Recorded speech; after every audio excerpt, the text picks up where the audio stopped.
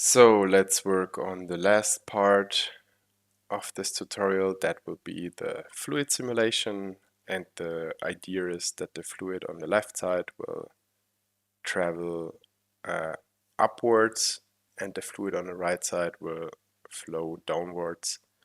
And I really want to create a fluid that goes in between these rock structures so it looks more elegant. So let's work on that by creating another geo container, and let's call that maybe flip fluid setup, and let's dive right into it. We can disable these because what we're gonna do is we start off by working on the collision. So let's get a object merge 2 times, and in this one we're gonna load in this rock. Is it this? Yeah. Okay, let's do it like that because this rock is on the right side and I like to keep it here also on the right side. And then we load in this one as well. And what I want to do now is, although there are some weird polygons already, but I do want to select all the polygons I'm probably not gonna see in this simulation, so we can do it like that. Maybe delete these. So probably around here, those will be not visible in the simulation, so we can select everything above and then delete it. Okay, that is a bit weird here as well.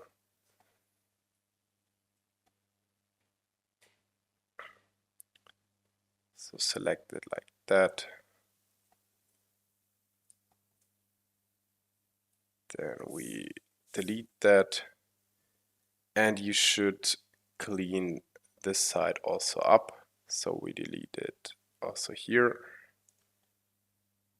until you have just one single side. Something like that should work. I just want to reuse the setup, the blast setup I was working initially with. So in the end you should have something like that. Let's check from the camera. You see it keeps everything that is in frame because the collisions are important there. Cool. And we now can do that on the other side as well. So we select again, let's go into the camera, maybe everything that is here and there. Oh, come on. I mean, we do it the other way around. Somewhere, somehow like that.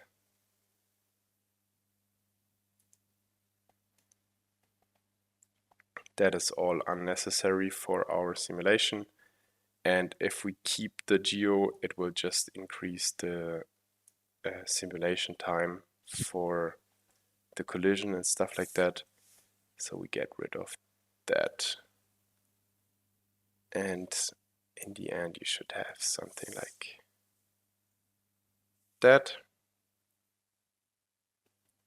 Cool, that works completely fine.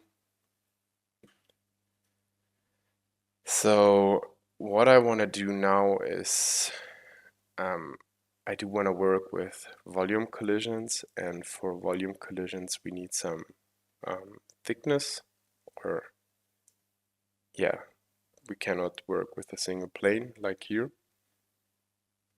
So I want to introduce a poly extrude, and inside that poly extrude I want to have a very small distance, something like that, and that looks horrible by default, but when we change to point normal, it still looks horrible. And let's first of all toggle on output back, and let's say transform extruded front. And I think if we go into this direction, it looks better. I mean, the normals are still reversed and we don't care about the back side here. The really important side is the front face. But we see there are some areas that are sticking out, like this stuff here. And we do want to get rid of it. So let's maybe select it like that. Cool. And there's still one face. So something like that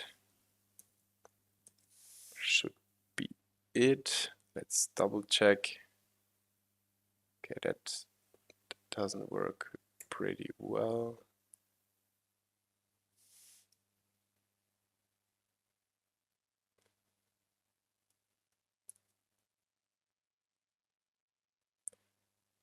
But yeah, in the end it should look like that, or like this. Come on. I think it's the same, but I just want to be sure the following parts are working in the very same way. So I copy and paste that over from my previous setup. Cool. And obviously now these normals are flipped, so we use a reverse node. And now the normals should be aligned properly. Let's keep that for now and work on the other side. We do basically the same over here. So we can copy and paste that poly extrude. And by default, it's pushing it, I think, in the right direction, but I want to push it a bit more out. Yeah, let's say something like that. And we again gonna delete these things that are sticking out. You can also delete these. These are just some broken polygons that are being created by the photogrammetry, I guess. So there are still some, as you can see, but we don't bother about the small ones, but the big ones that are sticking out, they're quite annoying and they will destroy our simulation. So get rid of these and then we use a reverse node again. So far so good. Now that we have these both sides, let's actually check them. I think that will work fine for our collision. We can basically work on the volume creation. So let's get a VDB from polygons. And by default, it's way too low res, as you can see. So we're gonna push it quite far down to something like that. And we want to toggle on fill interior. And I think this is still too low res, so let's go even further. Might take a few seconds, but that looks much better in my opinion. We can copy and paste that over onto that side.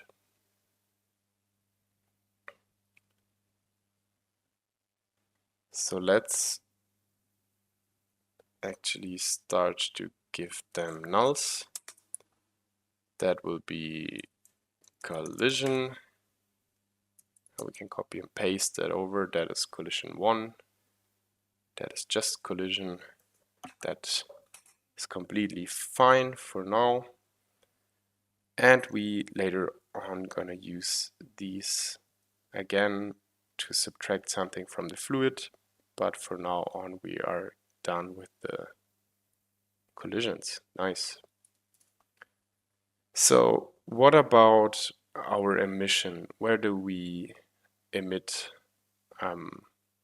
our nice fluid from? So let's create a sphere here, and obviously the sphere is way too big, so let's get that smaller. This is something that works better compared to the cup. And by the way, talking about the cup, we should probably also get a collision going on for the cup. Sorry for jumping back and forth, but yeah, let's select this one. Then we get also a VDB from polygons and collision 2. So copy and paste these last two nodes, pipe that in, and that's our collision for the cup. Cool, so back to our emitter, this little sphere here. We really want to work with UVs, so let's get a labs auto UV. That will be very important later on for the look development. And I think we can, yeah, let's keep it like that. Then we get a copy and transform node. So I do want to create a bunch of these spheres, and we do want to translate them on this axis. So it should look like that. I'm just wondering, yeah, maybe I go with the same. I mean, depending on what you want to achieve, you can also create your own development of that and your own, how do you say it, position of that emitter. So basically what I did, I searched for a quite nice position down here. Even further, it should be off cam. That is quite important. So right now, or actually it's not important, it can also be in cam, because we do use a technique to delete everything that is flying here, and it will only be visible here. So basically what you can do now is search for a nice position of it that fits for you. You can also play with the spacing here. But in terms of recreation, I'm gonna go with the exact same values. I know that they work, so I used something like that. And of course you can pause the video and select the same values if you want to, but feel free changing the values on your own. I think I then move center to origin, and then I kind of did something like that. Here it's on 0, then this one is on 0.1, and I have a different rotation. So you see, this is the exact same position I used, and it's like directly above the collision geo, beneath, sorry. So that is our first emitter, and you might have guessed it, we need another emitter for the other side, and this one will be right above it, so somewhere around here. And I'm also just checking in if I got the right values. So let's make it quicker. I used it like that. So it's, yeah, basically above it. And I think I then deleted a few spheres that are here in front because I felt like they were basically off screen and you didn't even see it. So I deleted, I think, the first, let's see. Okay, oh, these are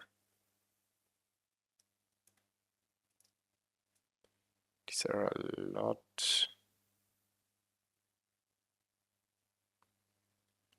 Oh, yeah.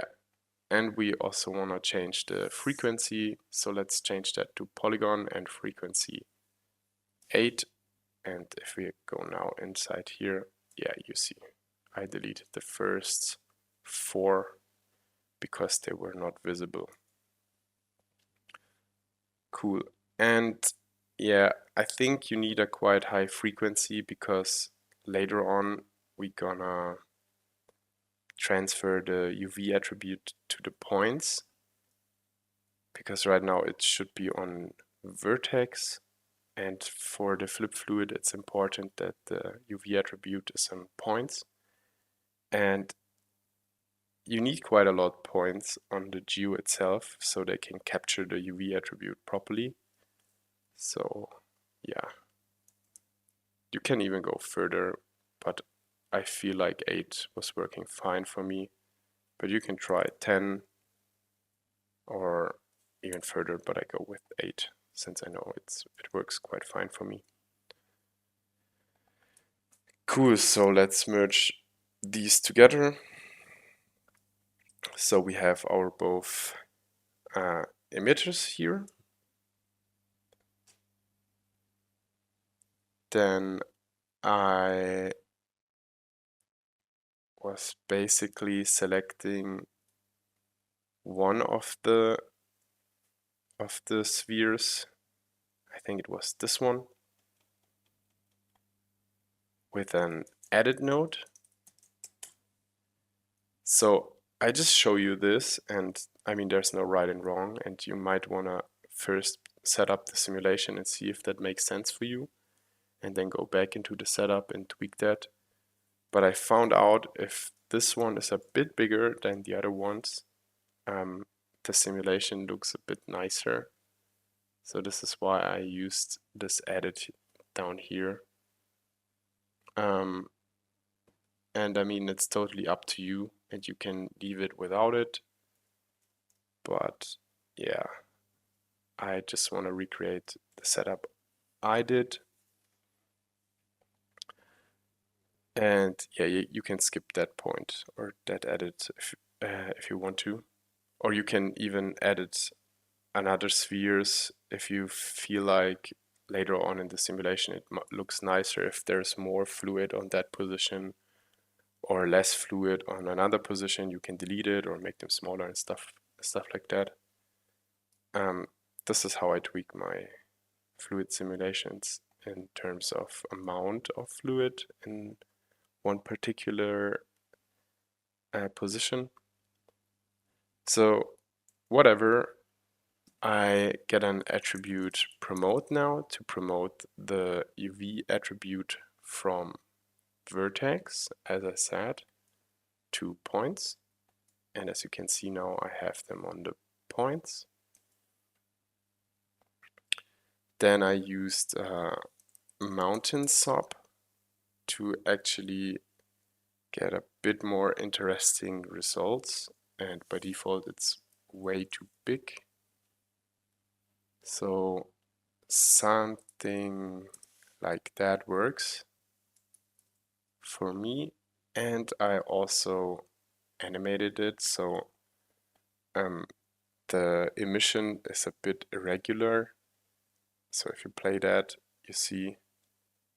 Oh, and by the way, we have 25 frames per second. So if you play it, you see you basically get a different emission every frame. which will result in a more organic way, in my opinion. Okay, that is the thing for the collision we do have here, and also for the emitter. So I think we're ready to go to set up actually our flip fluid simulation. And how do we do that? We basically want to get a flip dot source, and by default you will not see anything because these values are completely wrong, but we tweak them in a second. And we do want to get a null. Let's call this null flip in. And there will be a bunch of stuff in between, but first of all we're gonna set up the first or the basic flip simulation, and then we're gonna tweak some stuff or get some stuff inside there. So cool, let's get a top network, and inside the DOP network we need a few nodes. That is a flip solver, flip object, volume source. These three nodes are the basic flip nodes. So get that in, and by default it creates this weird blue things. We don't need that. They will disappear if you delete this path here. And then under guides I like to work with particles, and inside here we use source flip, and we select this node for the subpath of the source.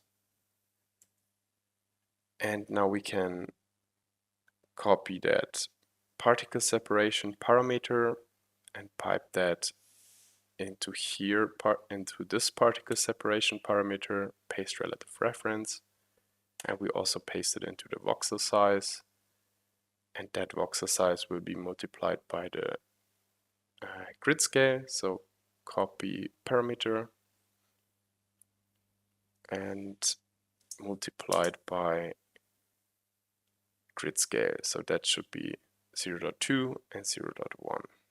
If I highlight it now, and it's still too big, so we want to go with something like that.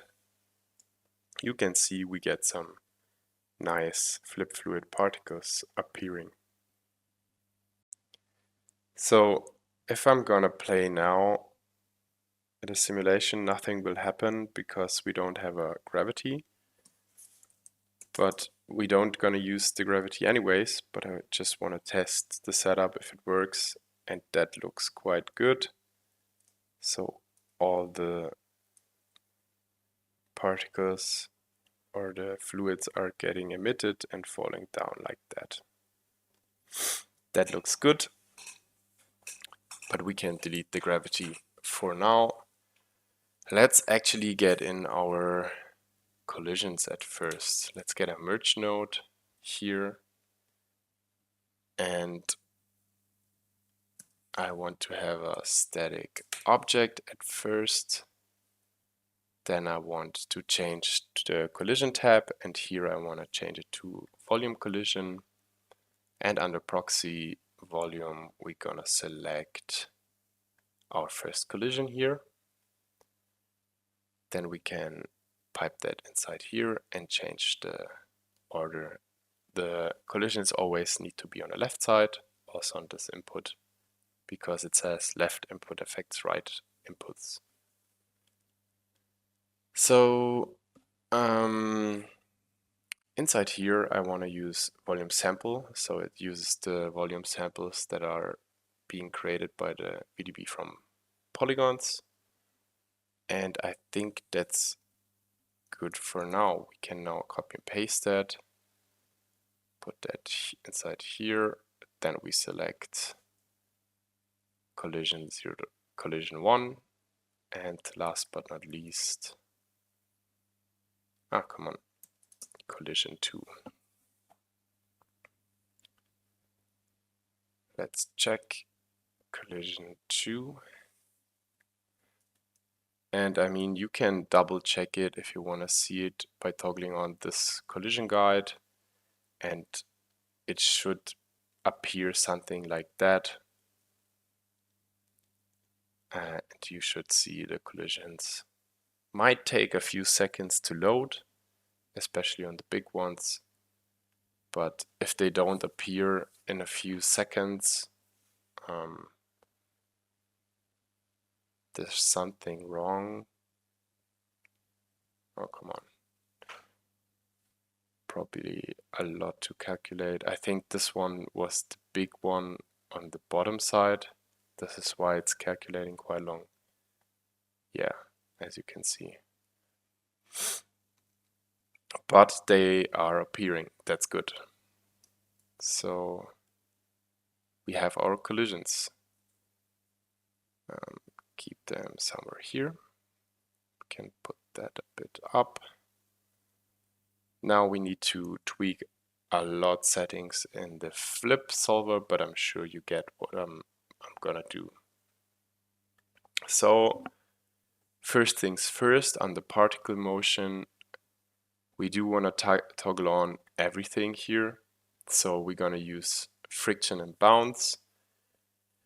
We're gonna need the ID attribute. I think we don't need it in this case, but I'd like to have it in case. Then H and reparticles. Then in the next tab, reseeding, we do keep it on because it helps to provide or to avoid holes in the fluid. And since we're not going to use any bubbles or stuff like that on the flip points, we can let it reseed. So it's rearranging actually the points dynamically to actually provide or prevent, these holes. So we do want to keep that on. On the separation, I keep that off. We don't need any droplets, vorticity, or rests. I kept that on default. But on the volume motion, we need to get a lot in. So first of all, I changed this simulating box, and you don't need to do it, but I feel like it helps a bit better to understand where the simulation is going on. So I just tweaked the box so it's basically smaller, just like that. And you can even go further. Let's see. Or actually, because the setup is, yeah, well, it is super small. I think it doesn't matter. Yeah, I'm sorry. You can tweak the box to something smaller, but I think I'm gonna keep it for now. Then under collisions, very important, we want to toggle on stick on collision because it should flow very slowly on the collision geo. Then also very important, we want to enable viscosity because the fluid should be very viscous and thick since it will be a golden fluid or melted gold or metal. And we do want to keep on viscosity by attribute because we're going to drive this with an attribute later on. And last but not least, here I do want to have some very subtle surface tension. This also helps to keep the fluid sticking together and not falling apart and things are dripping and so it's one very nice viscous stream that is traveling actually around our rocks. Cool, are the setups for the flip solver, and now I want to get in a gas collision gas stick on collision node, also here, so it even sticks more onto our collisions. So there's a few major things missing right now. We don't have the force that is pulling the left side up and the right side down. We're gonna create that in a second with some pop forces. And we actually need two pop forces, one that is pulling up, one that is pulling down, and we need a pop drag. So I want to have it, I always use a pop drag because I like it when there's no force applied, that the fluid stops. I think that is a natural behavior. Okay, before we connect these pop forces, we jump one layer out, and as I said before, we're gonna work on some stuff in between here, and that is because we need some groups to specify where the forces are applied. Okay, let's create those two groups. So group create, and we need a bit more space here. So for the first group, I want to call it $OS. That just means pick up this name. And I create the group pull up. And I do want to select points. So right now it's selecting all the points. I mean, it's a bit hard to see, but if I zoom out, you see it is this yellowish color on all the points. And I will select by bounding regions and bounding object. And I basically created a box now, and I changed the size of the box so it's covering all these, but also the entire side up until the collision. So it should be, all the collision should be covered, because you need to think about when we basically have the box like that, then the force will only be applied until here, and then they're, I don't know, floating around or not having any force anymore, and they will stop. And that's not what I want. I want to have them flow all over the rock, or at least all over the scene where that is visible from the camera. So I created the box a bit larger, but it is important that it's not picking up this section, because the section needs another group that is pulling it down. So that is the group for the force that is going up, and that is for the force that is going down. So let's create another group. Also points, $OS, and we call that pull down. And we have another box here, bounding objects, that is basically catching all these points, but on the other side also covering quite a large amount of the rock down here. So when I go into the camera, you see the bounding box is basically covering all the view from the camera. So that is nice. I hope that also makes sense with these groups. And we're gonna relink these groups now inside here. So that will be our first one, will be pull up, I think. And we want to pull up by 0.5. And then this will be our second. and it will be pulled down, and here minus 0.5. Cool. Oh, whoopsies. So we do have set up these forces, but there's one thing we missed, and that is our viscosity. And to see better, I want to split it for now so we can see what we're doing. And I want to split by particles. Then I want to create an attribute VOP.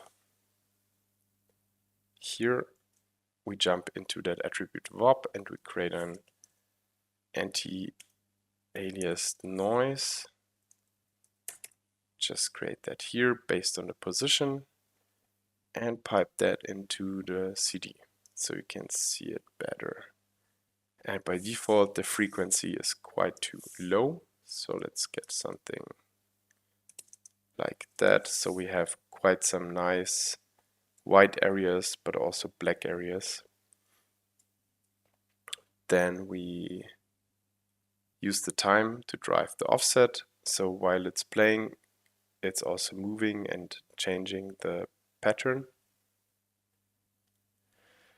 Then we get a fit range node to fit the values from 0 to 1, dark and white, to another range, and that will be 0.05, I'm sorry, and 0.5. And that will be our viscosity. So bind export, and if we export that now and call that viscosity,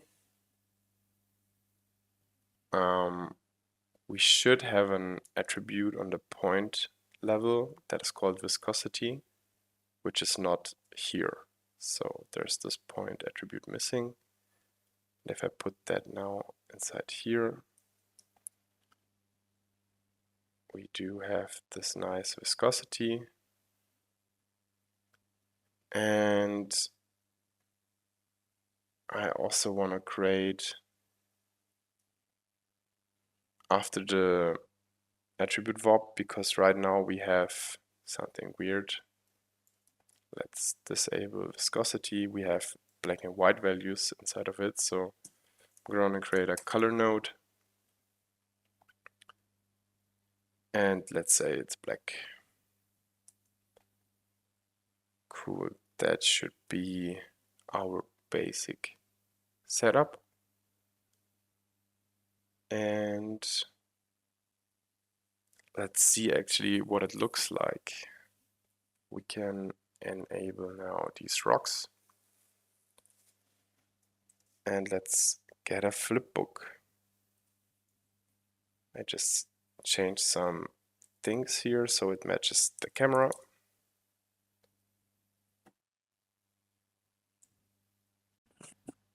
So I think I like the overall motion, and it's how it's going in between these little rocks here, especially on that side. It's quite nice, but I also like it here. And the behavior will change a tiny bit when we do the final high-res simulation with smaller particles. It will actually flow much more around these rocks. But the overall motion is quite nice. I just don't like the emitter here in this part, and also on the top part here. How we do get rid of these? Okay, and we do that by, so let's say we have that set up, and we kind of let it calculate until frame something where it starts to touch the collision. I do want to use a technique, so let's actually copy and paste these two from top, from the collision, merge these two together, So we have them like that. Then we give it a color. So let's say maybe this can be black. And here we use white. So something like that. And we use an attribute transfer. And if I now transfer only the CD,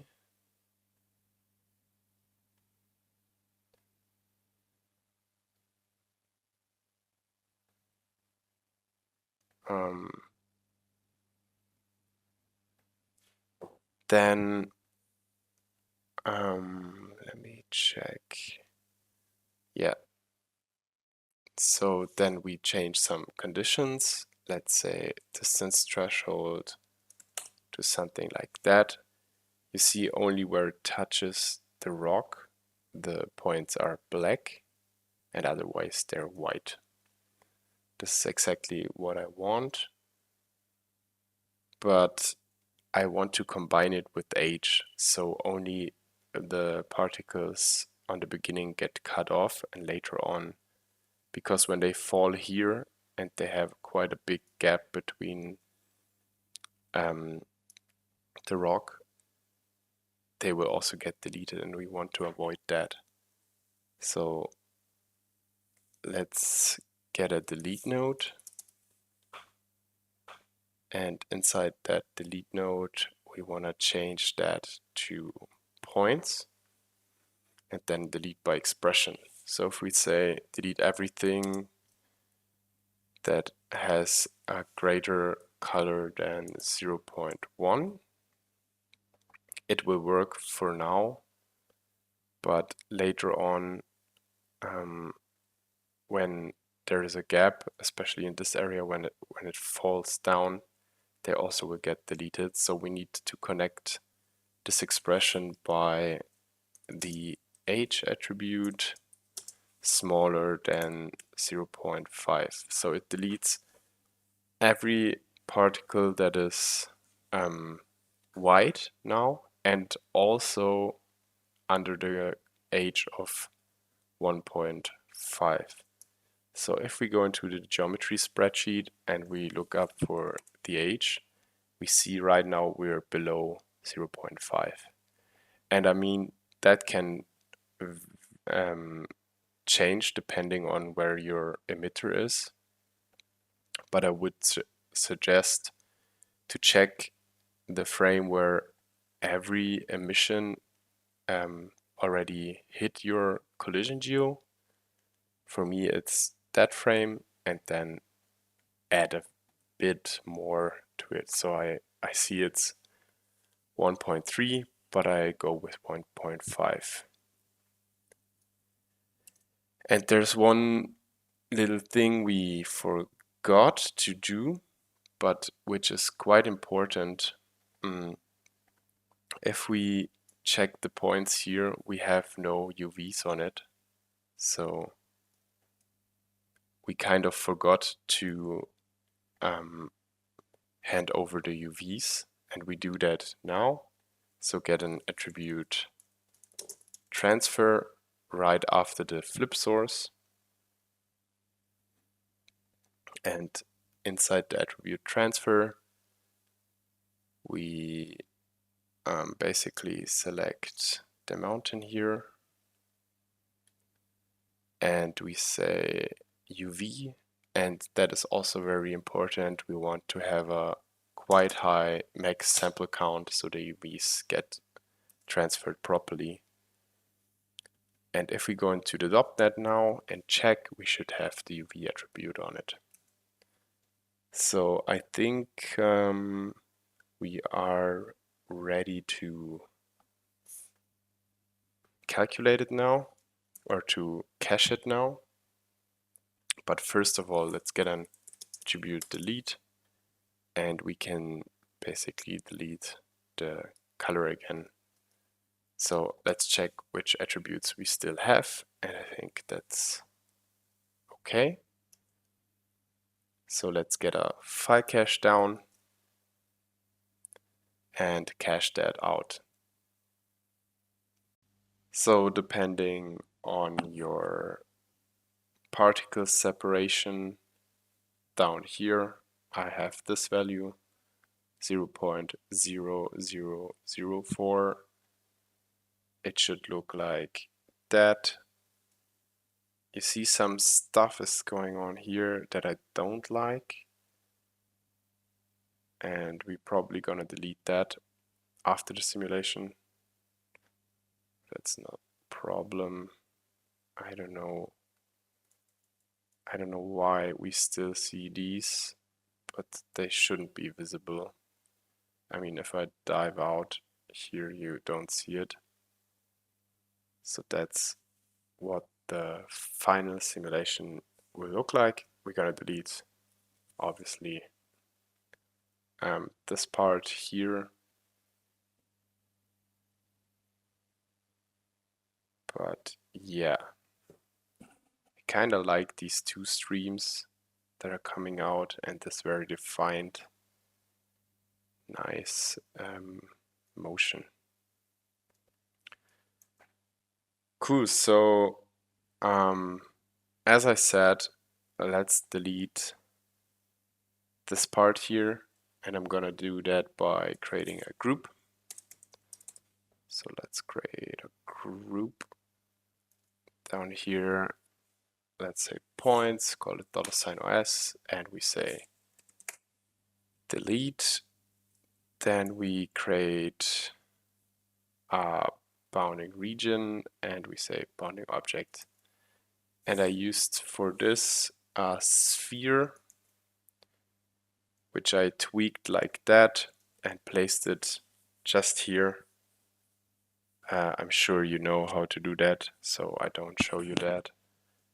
But you basically select all the points dynamically after the simulation, and then we simply throw down a delete node, and here we select points and the delete group. So there should be no points anymore here. Cool, that looks much cleaner. So let's work on the meshing. So for the meshing, I used VDB from particles. And by default, these values are off. So let's change this stuff here. And now it should start to rasterize something. But for the voxel size, we need to go much lower to something like 0.0005. Then we should see something like that. Cool. And now I want to do some VDB reshape SDF, and we're going to dilate that a bit. And I want to offset that by 2, so it's a bit bigger. Then I want to use an VDB smooth SDF, and I'm going to use mean curvature flow and 10 iterations to basically just smooth that out. And we use a VDB combine, and right now for the VDB combine I will use the volume we created here, and I'm gonna subtract that. So let's say SDF difference, and you see it's not the biggest difference, but I'm subtracting the volume collision, and yeah, it's probably hard to see anyways, but it's a bit more refined, and I do that same procedure with this volume, you see a little bit changes. Not so much, but yeah. You can see it on the bottom. Then I'm gonna convert VDB. And of course we want to have polygons. And now we need to attribute transfer, two very important attributes. And one will be, let's see, we're gonna get them from after the delete. And we only need those two that are the UVs, of course, and the velocity. And by default, you see the UVs are kind of destroyed. They don't look good. And that is because we need to tweak or change some stuff under the conditions. And if I crank that up to, let's say, something like 500, you immediately see that these UVs look much better. And I promise to you, it's the same with the velocity. So we have those two attributes, and I like to use an attribute blur to even blur the UVs a bit more. So let's blur them, let's say by 100. And I think it's quite drastic, but it looks cleaner in my opinion. And now we need a little bit of vex, but it's just one simple line. Attribute wrangle. I like to scale up the velocity a bit so the motion blur is stronger. Equals, let's say 5. So the velocity is the same velocity multiplied by 5. And then we can draw down an output node. Awesome. So that is the final simulation. And in the next part, it will be a quite short part, but there we're gonna work on the material, the gold material for the fluid, and also some subtle handheld camera motion. Cool, I hope you learned something, and I hope to see you in the last part where we set up the rendering and do some final touches. Cheers!